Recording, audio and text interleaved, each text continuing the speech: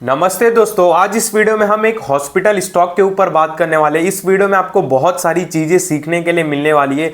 इस वीडियो में आप सीखोगे कि इंडिया में हर 1000 पे से कितने बेड है, कितने बेड होना चाहिए, ये सीखोगे। हॉस्पिटल इंडस्ट्री को लेके, हॉस्पिटल सेक्टर को लेके आप काफ़ी इंटरेस्टेड रहते हो, ठीक है। इनका बिजनेस आपको अच्छा लगता है, अगर क्योंकि इनका बिजनेस देखो 365 दिन वाला बिजनेस है, हॉस्पिटल का बिजनेस। अगर ये सेक्टर, इनके स्टॉक अच्छे लगते हैं हॉस्पिटल के, तो मेरे ख्याल से ये वीडियो आपको ज़रूर देखना चाहिए।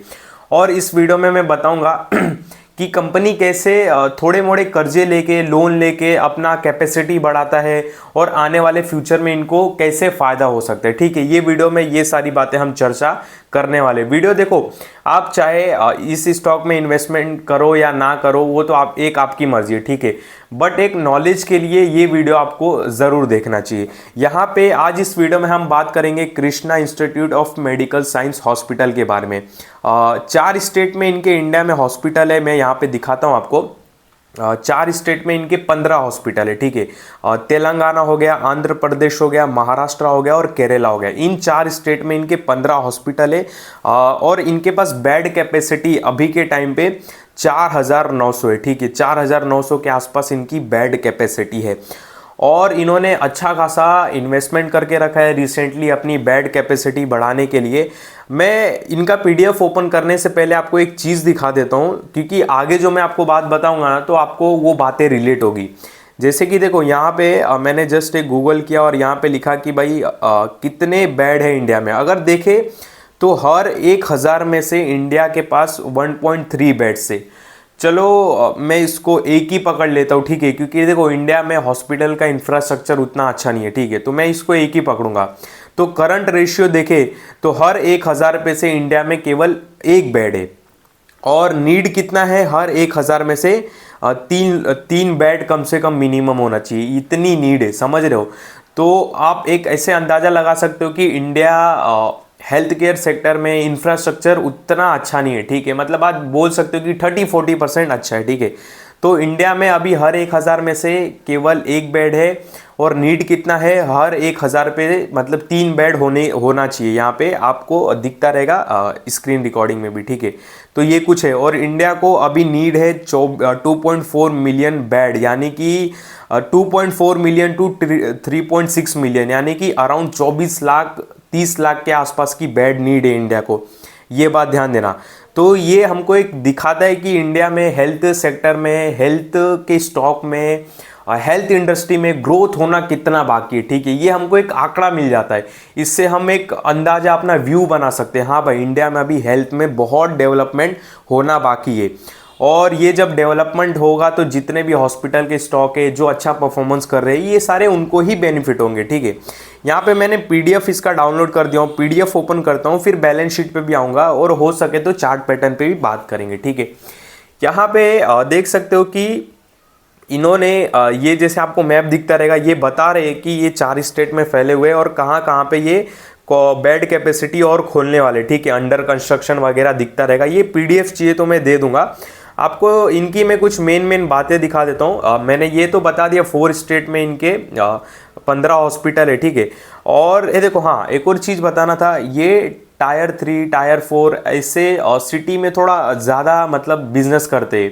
रीज़न क्या है कि मतलब ये, मतलब एक जो मिडिल क्लास के लोग रहते हैं ना, उनको एक बोलते हैं ना प्रीमियम सर्विस देते, मतलब प्रीमियम हॉस्पिटल देते कम रेंज में, ठीक है। तो इनका थोड़ा उस पर ज़्यादा फोकस है, जो कि काफ़ी अच्छी बात है। अगर ग्रोथ भी देखे तो रेवेन्यू देख रहे हो कि 27% CAGR से ग्रोथ हो रहा है, जो कि काफ़ी अच्छी बात है। एबिटा देखे 30% CAGR से ग्रोथ हो रहा है, जो कि काफ़ी अच्छी बात है, ठीक है। यहाँ पे मैं एक चीज़ दिखाता हूँ। मेरे पास कंप्यूटर नहीं है तो बार बार मुझे स्लाइड करना पड़ेगा, तो थोड़ा एडजस्ट कर लेना।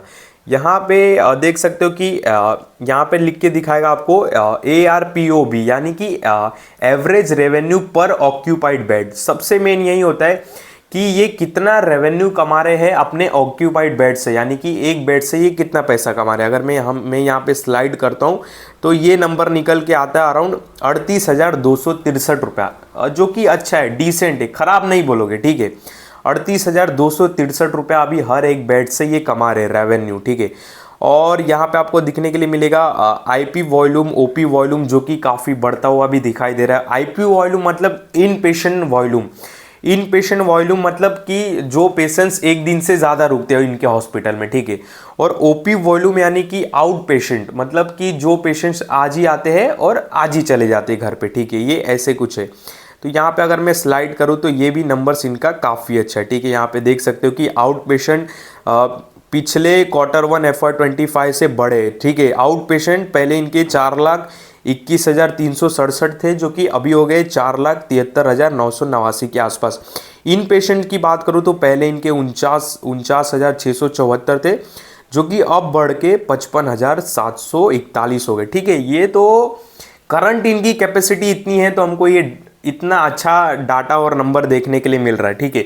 इसके वजह से इनका नेट प्रॉफिट भी काफ़ी अच्छा है, मैं उसके ऊपर भी लेके चलूँगा। यहाँ पे नीचे स्लाइड करते हैं, बहुत कुछ है बताने के लिए, मैं आपको शॉर्ट में मेन बातें बता देता हूँ। देखो ये इनकी यूनिट से प्रोजेक्ट है, कहाँ कहाँ पे जैसे खुलने वाले हैं। बेंगलोर प्रोजेक्ट 1, बेंगलोर प्रोजेक्ट 2, मुंबई थाने, श्रीकाकुलम, ओंगले, अनंतपुर, कोंडापुरा, ठीक है। यहाँ पे लीज असेस प्लान भी करते हैं, ठीक है। ज़्यादातर देखो इनके हॉस्पिटल बोले तो वही रहते हैं, ऑनेड रहते हैं, मतलब खुद ही लेते हैं, और मतलब कुछ हॉस्पिटल लीज पे रहते हैं। तो यहाँ पे देखो इन्होंने कैपेसिटी भी लिखा है कि करंट कैपेसिटी इतनी है और हम इतनी करेंगे। मतलब देखो सिरुकुलम वाले में इनकी करंट कैपेसिटी 200 है, ठीक है। बाकी ये 120 और ऐड करेंगे, ठीक है। ऑल स्पेशलाइज्ड, मतलब मेरी इंग्लिश उतनी अच्छी नहीं, मतलब ये सब फैसिलिटी से भरा रहेगा। और अप्रोक्स कैपेक्स में कितना खर्चा आएगा, ये सारे इन्होंने डिटेल लिखे हैं। उसके बाद एक एक्सपेक्ट ईयर ऑफ ऑपरेशन, कभी तक चालू हो जाएंगे। मतलब अगर मैं इनके सारे बेड कैपेसिटी देखूँ ना, 415, 250, 300, ये जो कितने, मेरे को लगता है कि अराउंड 2000 के समथिंग के आसपास कुछ होगा बेड कैपेसिटी। 2000 नहीं, चलो 1500 में करता हूँ। कैलकुलेशन बाद में कर देना, मैं यहाँ पे कैलकुलेशन नहीं करूँगा, ठीक है। तो अराउंड 4900 बेड की कैपेसिटी है, 1500 2000 और ऐड करने वाले, यानी कि Q1 FY27, चलो मैं FY27 भी पकड़ लेता हूँ, यानी कि आने वाले 2 सालों में अच्छे खासे ये अपने आप को बढ़ाने वाले अपनी कैपेसिटी, जो कि काफ़ी अच्छी बात है। देखो मैं आपको ये सारी बातें क्यों बता रहा हूँ कि कैपेसिटी बढ़ाने वाले, बेड की कैपेसिटी, ये वो।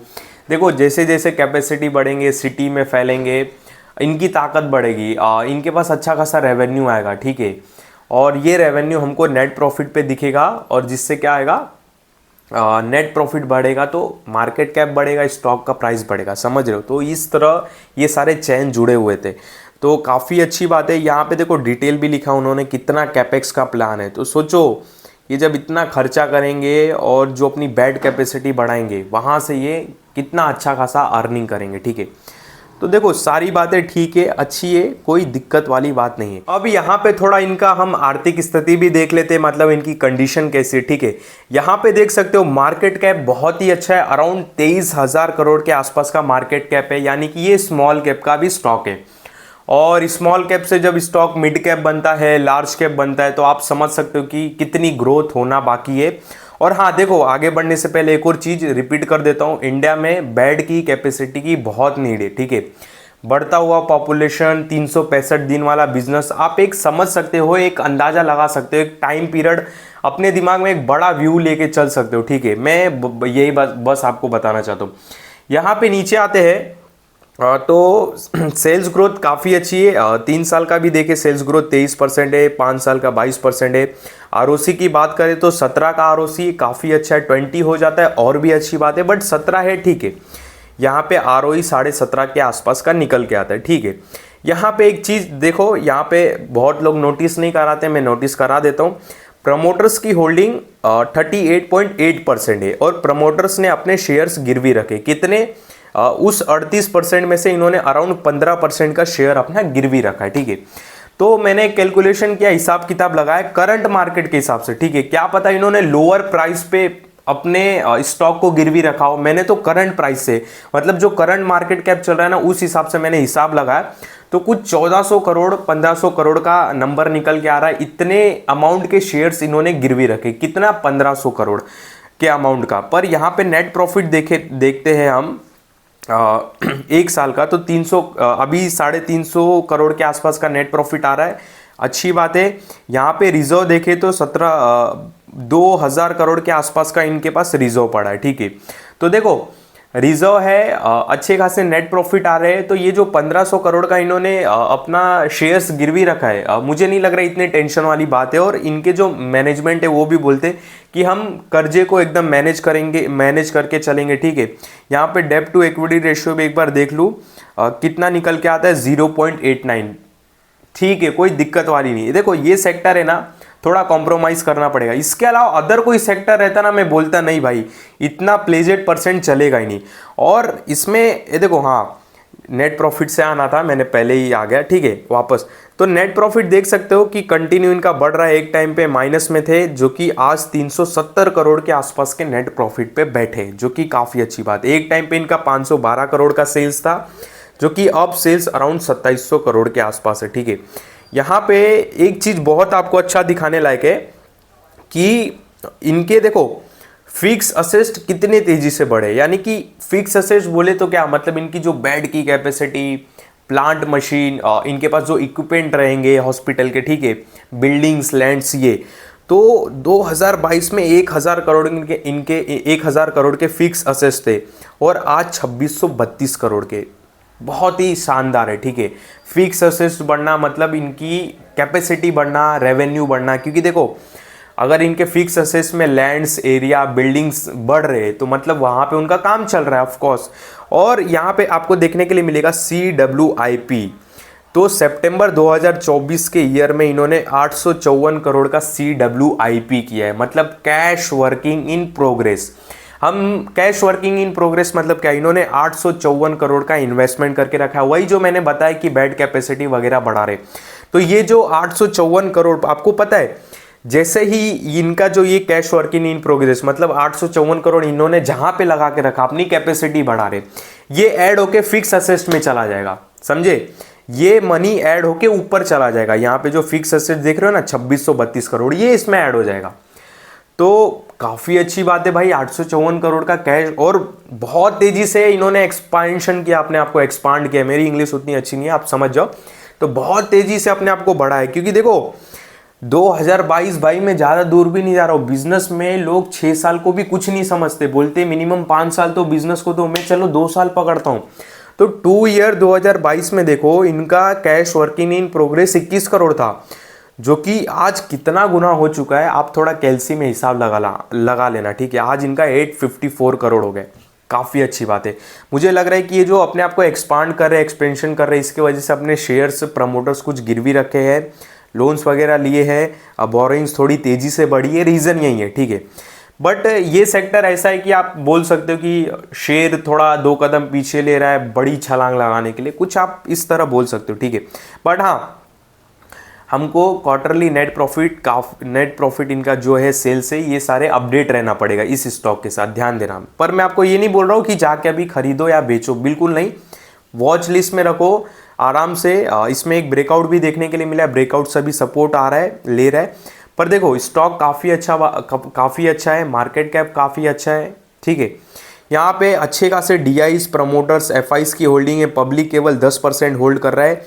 DIs की बात करूँ तो हमारे SBI, भारत के सबसे बड़े bank, axis mutual fund, HDFC mutual fund, SBI insurance, फिर बाद में Kotak small cap fund, Tata AI life, HDFC life insurance, ये कुछ बड़े हमारे जो प्यारे म्यूचुअल फंड है जिनके वजह से मार्केट चलते हैं, ठीक है। ये बड़े बड़े लोग इस स्टॉक को होल्ड करते हैं, काफ़ी अच्छी बात है। जो 100% इनकी हिस्सेदारी है उसमें से 90% केवल बड़े लोग होल्ड कर रहे, बहुत ही शानदार है, ठीक है। अभी तक देखो सारी बातें अच्छी, कोई दिक्कत वाली बात नहीं है। अपने वॉच लिस्ट में ज़रूर रखना, सीखने के लिए भी रख सकते हो, ज़रूरी नहीं कि आप कुछ जाके डिसीजन ही लो इसमें, ठीक है। मतलब सीखने के लिए आप देखोगे कि हाँ कंपनी कैसे कर्जा लेती है, कैपेसिटी बढ़ाती है, फिर आने वाले 1-2 सालों में वहाँ से उनको नेट प्रॉफिट आता है तो कर्जा कम हो जाता है, मार्केट कैप बढ़ जाता है, स्टॉक का प्राइस बढ़ जाता है। तो ये कुछ सीखने के लिए भी आप वॉच लिस्ट में रख सकते हो, ठीक है। ऐसा एक बिजनेस नज़रिया सीखने के लिए। तो ये था Krishna institute medical of science. Chart pattern पे लेके चलूँगा, वीडियो काफ़ी लंबी हो जाएगी। नेट प्रॉफिट वगैरह सारे अच्छी है, कोई दिक्कत वाली बात नहीं, ठीक है। अभी तक तो सारी अच्छी बातें। यहाँ पे मैं रील्स देखने लग गया था बीच में। यहाँ पे देखो चार्ट पैटर्न ओपन करते जस्ट इसमें ना अभी वो हुआ है, क्या बोलते हैं, ब्रेकआउट हुआ है। मैंने एक्चुअली देखो ये लेवल्स मैंने ना कल लगा के रखे थे। कल मैंने एक्चुअली वीडियो बनाया था रात को, बट क्या हुआ, मैंने मोबाइल का स्क्रीन रिकॉर्डिंग ऑन नहीं किया। मतलब मैं बोलते जा रहा हूँ वीडियो में और मैं बताते जा रहा हूँ कि इनका नेट प्रॉफिट अच्छा है, ये अच्छा है, और मैं बाद में देखा, मैं बोला अरे तो मोबाइल का स्क्रीन रिकॉर्डिंग ही नहीं ऑन है। पूरा मूड ख़राब हो गया। फिर मैं बोला चलो कल वापस शूट कर लूँगा। तो ये वापस अभी शूट कर रहा हूँ रिकॉर्डिंग वगैरह चालू करके, ठीक है। तो देखो कल मैंने लेवल्स वगैरह वही रात को लगाए थे। 2 लेवल्स काफ़ी अच्छे लगते हैं। फर्स्ट अपने अच्छे ही लेवल पे ट्रेड कर रहा है 580। रीज़न क्या है मैं आपको बताता हूँ। देखो यहाँ पे फर्स्ट टाइम स्टॉक को रजिस्टेंस फेस करने को मिला, ठीक है। तो ये हमने यहाँ पे लाइन ड्रॉ कर दी रजिस्टेंस की। अब सेकेंड टाइम क्या हुआ, इसमें एक ब्रेकआउट भी सीख लो आप, ब्रेकआउट भी सीखने के लिए मिलेगा। सेकेंड टाइम क्या हुआ कि ये स्टॉक ना इस लाइन को ब्रेक करना चाहा, ब्रेक नहीं कर पाया। ध्यान से देखना, आपको दिखता रहेगा, जूम करके देखो, भले मेरा फेस नहीं देखो। तो ये ब्रेकआउट करने की कोशिश किया और ये स्टॉक कहाँ तक गया आपको पता है, अराउंड 603 गया, पर ब्रेकआउट फेल हो गया, ब्रेकआउट नहीं कर पाया। तो 603 से जब रिजेक्शन मिला तो भाई 540 तक आ गया। तो इसमें एक चीज़ ये भी लर्निंग आप सीख सकते हो कि स्टॉक जब ब्रेकआउट फेल होता है, लोगों को देखो ट्रैप किया रहेगा, जब लाइन क्रॉस किया रहेगा ना, लोगों को ट्रैप किया रहेगा और अच्छा खासा गिर गया, ठीक है। फिर सेकंड क्या हुआ, फिर 3-4-5 दिन के बाद एक वापस ग्रीन कैंडल बनी अच्छी खासी, और जो हमारा रेजिस्टेंस का लाइन था 580 का, उसको इसने ब्रेक किया। अभी ब्रेकआउट कंप्लीट नहीं हुआ है, ठीक है, अभी ब्रेक हुआ है बस। तो ये ब्रेक हुआ। अब कंफर्म कैसे होगा कि ये ब्रेकआउट कंफर्म हो गया है, देखो मैं आपको दिखा देता हूँ ड्रॉ करके, टेंशन नहीं लो। यहाँ पे भाई कंप्यूटर नहीं है तो भी मैं आपको बहुत कुछ बता देता हूँ, ठीक है। यहाँ पे हॉरिजेंटल रे, देखो ये इसकी वीक थी, ठीक है, ये इसकी वीक थी। तो अब ब्रेकआउट कैसे कंफर्म होगा, ये आप बस ब्लू लाइन पे फोकस कर दो, ये वाली कैंडल छोड़ दो, ये जो नेक्स्ट ग्रीन कैंडल बनी है ना और फिर रेड कैंडल बनी है, ये छोड़ दो, हाल फिलहाल के लिए भूल जाओ। तो ये देखो ये एक ब्रेक वाली इसकी कैंडल बनी। अब ब्रेकआउट कैसे कंफर्म होगा, जब ये ब्लू लाइन के ऊपर यानी कि ये वीक के ऊपर नेक्स्ट कैंडल क्लोज होगी। तो देखो नेक्स्ट कैंडल क्लोज हुई, कहाँ पे हुई मैं आपको वो भी दिखा देता हूँ। यहाँ पे क्लोन कर दूँ, देखो नेक्स्ट कैंडल यहाँ पे क्लोज हुई, ठीक है। तो ये हमारा ब्रेकआउट कंफर्म हुआ। जिसके बाद क्या हुआ, स्टॉक कहाँ तक गया, स्टॉक गया 633, देख रहे हो। तो ब्रेकआउट होने के बाद स्टॉक ने अच्छी खासी मतलब रैली भी दी थी। बाद में क्या हुआ, मार्केट के फ्लो के साथ नीचे आ गया। मैं प्राइस रेंज देख रहा हूँ बस एक मिनट। ये ब्रेकआउट होने के बाद कहाँ तक गया, ये ब्रेकआउट होने के बाद अराउंड 7% का इसने उछाल दिया। इससे भी ज़्यादा जा सकता था मेरे ख्याल से, जो मार्केट में करेक्शन आ गया ना, जिसकी वजह से स्टॉक भी बेचारा करेक्ट हो गया। बट हाँ, अभी तक इसने अपने रेजिस्टेंस लाइन अभी देखो, पहले इसका ये रेजिस्टेंस था, अभी इसके लिए सपोर्ट बन गया, ठीक है। तो अभी तक इसने अपने सपोर्ट बोलो या रेजिस्टेंस बोलो, सपोर्ट लाइन को ब्रेक नहीं किया, ठीक है। यहाँ पे देखो ये ब्रेक करने की कोशिश किया था, ये रेड कैंडल, ये इसमें चार्ट पैटर्न भी सीखने के लिए मिल रहा है भाई आपको। तो यहाँ पे रेड कैंडल देख रहे हो कि ये क्लोज होने वाला था बट हुआ नहीं, ऊपर लाइन के ऊपर हो गया, ठीक है। तो फिर कल के दिन क्या हुआ, इसमें बड़ी अच्छी खासी ग्रीन कैंडल बनी इसके सपोर्ट के यहाँ। मतलब यहाँ पे बायर्स काफ़ी इंटरेस्टेड है और आज भी बायर्स काफ़ी इंटरेस्टेड लग रहे हैं। तो ये सारे कुछ सीखने के लिए भी आपको मिल गया। तो इस स्टॉक के 2 लेवल्स काफ़ी अच्छे लगते हैं। करंट जो चल रहा है 580 595, क्या फ़र्क पड़ता है 10-15 रुपये से, और सेकेंड 508, ठीक है। तो ये दो लेवल पे काफ़ी फोकस करना है। एक ऐसा भी आप बोल सकते हो कि इसका 580 से लेके 508 तक एक्यूमुलेशन जोन है, मतलब यहाँ पे ये इस बीच में स्टॉक अच्छा लगता है, ठीक है, आप ऐसा बोल सकते हो। बाकी आपको कोई भी बाय सेल का कॉल नहीं, ध्यान देना, जो भी स्टॉक का नाम बताया, चार्ट पैटर्न बताया, केवल समझाने के लिए बताया। और हाँ, जरूर अपने वॉच लिस्ट में रखना, इन स्टॉक की ग्रोथ काफ़ी अच्छी होने वाली है आगे चल के। मैं देखो गारंटी नहीं बोल रहा हूँ, बट एक हम व्यू लेके चल सकते ना कि पॉपुलेशन इतनी है इंडिया में, माइक चालू है, हाँ नहीं तो कल की तरह हो जाएगा। तो इंडिया में पॉपुलेशन इतनी बढ़ने वाली है और बढ़ रही है, और उसके बाद इंडिया में हर 1000 में से 3 बेड रहना चाहिए, और अभी केवल 1 ही है, ठीक है। तो इस बेड कैपेसिटी को फिल कौन करेगा, ये सारे हॉस्पिटल ही करेंगे, ठीक है। और सरकार जब रोड पे ध्यान दे रही है, इंफ्रा पे ध्यान दे रही है, तो क्या हॉस्पिटल के इंफ्रास्ट्रक्चर पे नहीं ध्यान देगी? ऑफ कोर्स देगी, ठीक है। जब कोई लोग अच्छे रोड्स पे चलेंगे, अच्छे घर में रहेंगे, तो क्या उनको अच्छी फैसिलिटी नहीं चाहिए हॉस्पिटल की? ऑफ कोर्स चाहिए, ठीक है। तो इस तरह व्यू लेके आपको भी चलना चाहिए, ठीक है। बाकी आप अपनी भी स्टडी करो, बहुत सारे वीडियो भी देखो इससे रिलेटेड, सर्च करके देख सकते हो, जो अच्छा लगे उस हिसाब से अपना डिसीजन लो। बाकी मैं आपको इस वीडियो में बिल्कुल नहीं बोल रहा हूँ कि आप जाके ये स्टॉक खरीदो बेचो, बिल्कुल नहीं।